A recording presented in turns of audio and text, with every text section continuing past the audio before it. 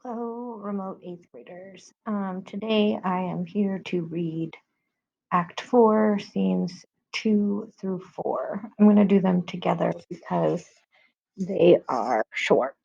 So let's start, as always, by doing a little review. So in Act 3, we had a fight between Mercutio and Tybalt. Tybalt killed Mercutio, then out of vengeance, Romeo killed Tybalt, got himself banished from Verona. Romeo and Juliet were very upset about this.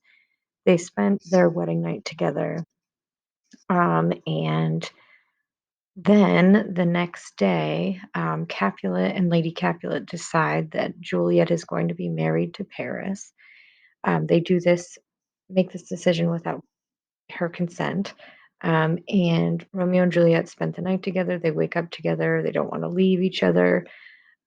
Juliet finds out that her dad has arranged a marriage for her to Paris, and she and him have a big blow up fight. And Juliet or Capulet threatens to disown Juliet if she does not follow what he says. And so Juliet then goes to the friar to get a plan, some sort of escape plan to get out of marrying Paris. In our last scene, which was Act 4, Scene 1, Paris and Friar are talking about the wedding day. Friar does not like the haste or how quickly it is happening. Juliet enters. Paris is pretty weird to her, like kisses her, tells her that he loves her, and kind of tries to make her tell him that she loves him too, and she doesn't. Then she dismisses him and he goes away. Juliet asks the friar for help escaping the wedding to Paris. The friar tells Juliet to take a potion that will make her appear dead, even though she'll really be asleep. Her family will find her dead, in quotation marks, have a funeral for her, and Romeo will come in the morning to pick her up and run away to Mantua. In the meantime, Friar says he will send letters to Romeo in Mantua, where he's in hiding, about this plan using another friar named Friar John as his messenger. So this is the plan to help Juliet escape the marriage from Paris. She's basically going to fake her death, and in the morning, Romeo is going to come and get her after the funeral from the tomb. Um, so we're going to start here. So this is Act 4, Scene 2. For this very short first scene, the characters are inside the Capulet Manor. It's Tuesday afternoon, and it's Lord and Lady Capulet, the nurse, and Juliet. So Capulet is asking where Juliet is, and she was just at the friar's cell, and she was what Capulet thinks she was, confessing her sins for disagreeing with her father.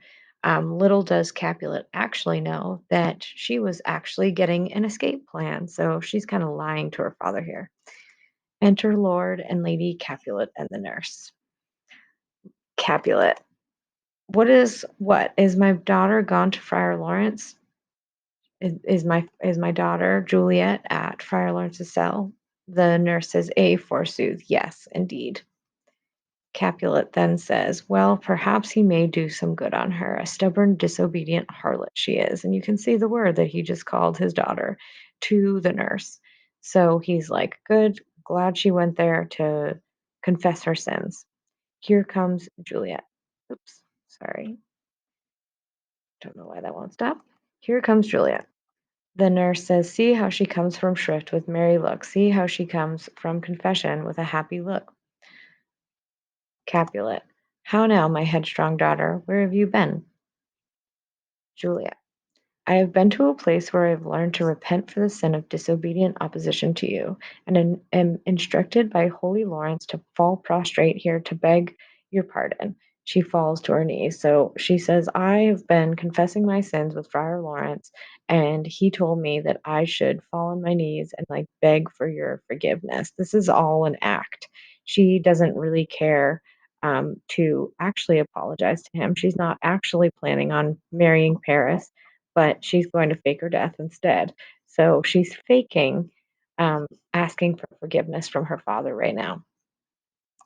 She says, "Pardon, I beseech you, I beg you. Henceforward, I am ever ruled by you. So in the future, I will always do what you say." Capulet to his wife, Lady Capulet, said, "Send for the Count. Go tell him of this. Go get Paris. Tell him what she says." Juliet says, "I met the Lord at Lawrence's cell and gave him what love I could, not stepping o'er the bounds of modesty." So Juliet says, "I saw County Paris and I told him, that we would get married. And I gave him the love I could," which isn't really true. Capulet says, "Why, I'm glad for it. That is good. Stand up." He tells Juliet to stand up, and she does. "This is as it should be. Thank God for this reverend holy friar. Our whole city is much in debt to him. I'll have this knot tied tomorrow morning." So he's happy. He says, "Okay, great. I'm thankful for the friar, and we will have this wedding tomorrow morning." So it's going to be a little bit early. Lady Capulet says, "No, not till Thursday. There is time enough. It's only going to be Wednesday tomorrow." And her mom is like, "No, it's too early. We'll wait till Thursday." Capulet denies his wife and says, "Nay, wife, we'll go to church tomorrow. We'll have the wedding tomorrow." Juliet says, "Nurse, will you go with me to my closet to help me pick clothes and jewelry you think fit to furnish me tomorrow?" She asks the nurse to go help her get dressed, figure out what she's going to wear to her wedding tomorrow. Oh, I did it again. Juliet and the nurse leave. Lady Capulet says, "We shall not have enough ready by tomorrow. 'Tis near night now." Capulet finishes and still doesn't listen to his wife, and he says, "Tut, I will make all things well, wife. Go thou to Juliet, help to dress her. I'll not to bed tonight. Let me alone." He says, "I will make this wedding happen tomorrow. Go to bed, or go to Juliet, help her get dressed. I'm not coming to bed tonight. Leave me alone." Lady Capulet leaves.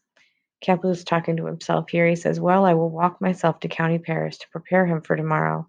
My heart is wondrous light since this wayward girl is so reclaimed." He says, "I will go to Paris's house tonight to let him know about the wedding tomorrow. And my heart is feeling light because this misguided girl has seen the light." So before we go much further, I would like to take some notes on scene two because it's easier for me. So Juliet comes home and tells her father she will marry Paris. Capulet is happy and decides that they will get married tomorrow, which is Wednesday. Go back. So that was scene two. So now we're going to do scene three and scene four quickly as well. So here's scene three. This is in Juliet's bedroom. It's Tuesday night. So this is right before bed. Remember, she's going to try to escape her this wedding by faking her death. So she's about to go to bed and she's about to drink the fake poison, like the potion that Friar Lawrence has given her. In this scene, we have the nurse, Juliet, and Lady Capulet. Enter Juliet and nurse. Juliet says, "Nay, those clothes are best, but gentle nurse, I pray thee, leave me to myself tonight, for I need to pray to move the heavens to smile upon my situation, which, as thou well knowest, is full of sin."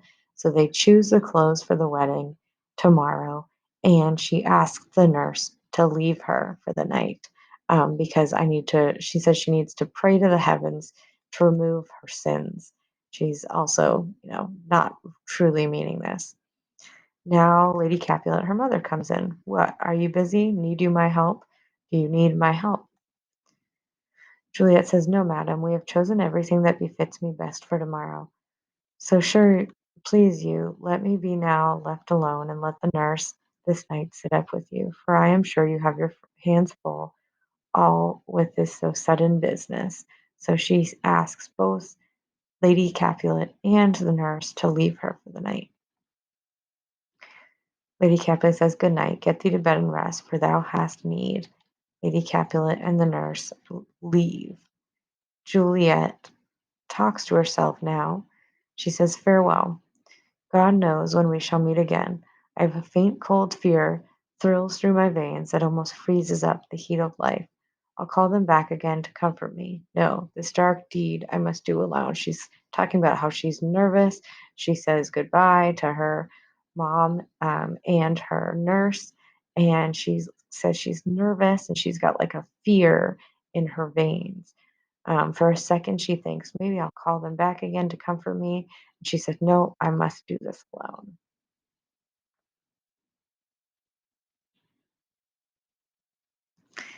So Juliet now is about to drink this vial of potion that's supposed to make her seem like she is dead, so that she can fake her death to escape the marriage. She starts out by saying, "Come, vial," holds out the vial. "What is this mixture? What if this mixture do not work at all? Shall I be married then tomorrow morning? No, no." Holds up knife. "This shall forbid it. Lie thou there." She lays her knife down. So she's questioning what's going to happen to her when she drinks this potion. What if it be poison? Which the friar gave me to have me dead, lest he be dishonored in this marriage, because he married me before to Romeo. I fear it is, and yet methinks it cannot be, for he hath proven to be a holy man. So she's going back and forth in her brain, and she's thinking about all the things that could happen if this vial of potion doesn't actually work as it's supposed to. She's saying, what if it doesn't work at all? Should I be married tomorrow morning? And she lays down a knife, just in case it doesn't work, so she can kill herself, basically.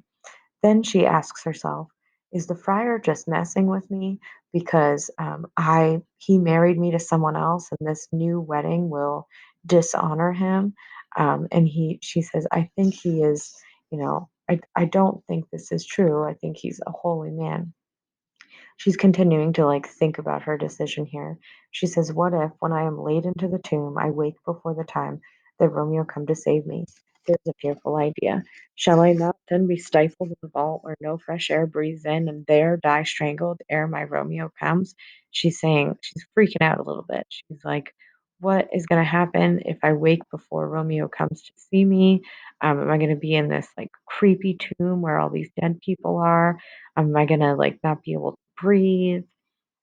She's continuing here to say, or if I live, I will be terrified by dark and night, and the place where for many hundred years the bones of all my buried ancestors were packed, where bloody Tybalt, newly buried, lies rotting, where spirits haunt at night. She's nervous she might get stuck in the tomb by herself when she is alive with all these dead bodies. She continues and says, if I wake, oh, if I wake, I shall go mad from these horrible fears and play with my forefathers' skeletons and pull the mangled Tybalt from his shroud and with his bones as a club dash out my desperate brains. She's worried that she's going to like wake up and, go mad or go crazy because she's so fearful of these dead bodies and, what might happen. And she's saying like, what if I take Tybalt out of his shroud, which is a burial cloth, and I hit my head with it and dash out my brains. She's like kind of going crazy before she fakes her death here.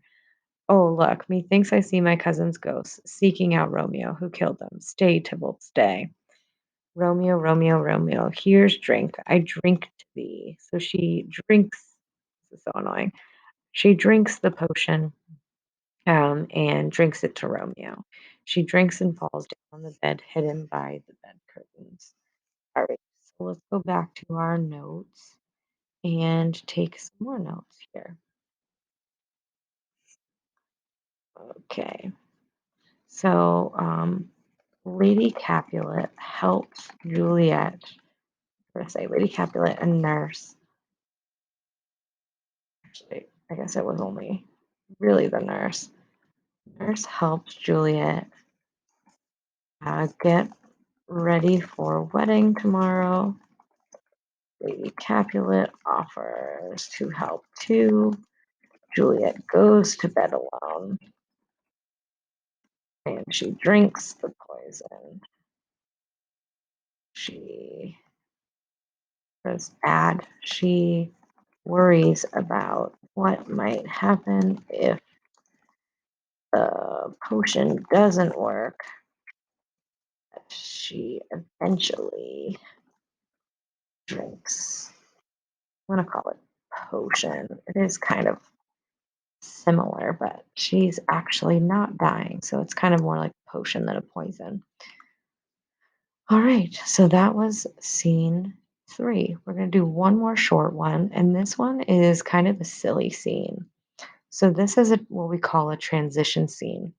And this is a scene in which actors would probably be changing costumes or scenery. It's kind of just to keep the audience, thinking and keep their attention while other things are happening backstage. The scene just is Lord Capulet, the nurse, and a bunch of servants getting ready for the wedding. I'm just going to quickly read it. So they are just getting ready. And this is 3 o'clock in the morning, like very, very late at night slash early morning. We're at the Capulet Manor. Enter Lady Capulet and nurse. Lady Capulet, hold, take these keys and fetch more spices. Nurse, they're just going back and forth, like getting things ready. Nurse, they call for dates and quinces in the pastry. Enter Capulet. Come, sir, stir, stir, stir, the second cock hath crowed. The curfew bell hath rung, 'tis 3 o'clock. Look to the baked meats, good Angelica, spare not for the cost. The nurse, go, you cod queen, go, get you to bed. Faith, you'll be sick tomorrow for this night's watching. So Capulet is ordering people around. Lady Capulet is asking the nurse to help out. They're getting food ready. They are, getting everything ready for the wedding tomorrow. So, and the nurse says, you should go to bed, Capulet. It's going to be, a long day tomorrow. Capulet says, no, not a whit. What? I have watched ere now all night for lesser cause, and ne'er been sick. Lady Capulet says, ay, you have been a mouse hunt in your time, but I will watch you from such watching now. So Lady Capulet and the nurse, they leave. Um, I'm assuming they're pretty almost done getting stuff ready for the wedding, and probably going to bed to wake up in the morning for the wedding. Lady Capulet and nurse leave. Capulet says, a jealous hood, a jealous hood. Now, fellow, what's there? Enter 3 or 4 serving men with spits, logs, and baskets. So here are the serving men. They are getting things ready for the wedding. First says, first servant says, things for the cook, sir, but I know not what. Captain says, make haste, sirrah, fetch drier logs.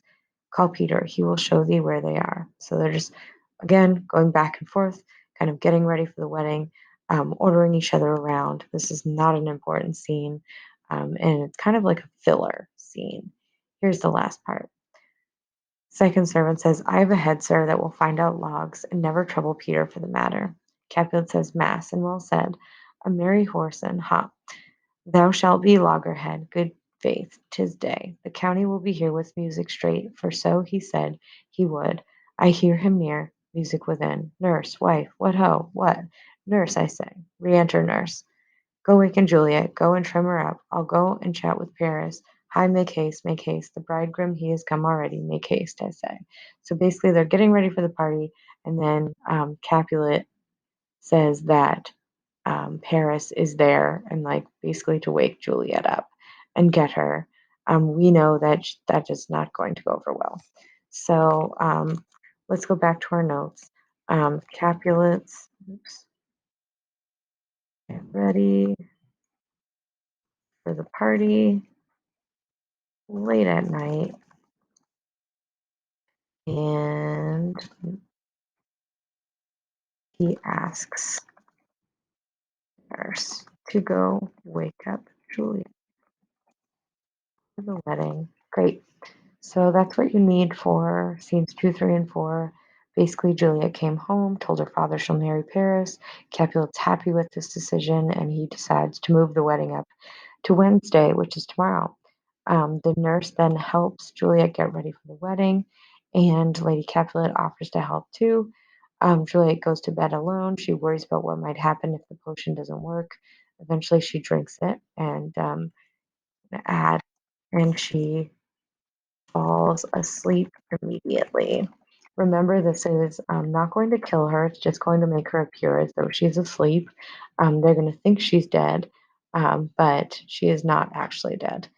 Capulet then gets ready for the party late at night, and Capulet asks the nurse to go wake Juliet up for the wedding. Friends. Okay, great. Well, thanks for watching, and please reach out if you have any questions or need any help. That was Act Two, Scenes, or Act Four, Scenes 2 through 4. Thanks, and reach out if you need anything.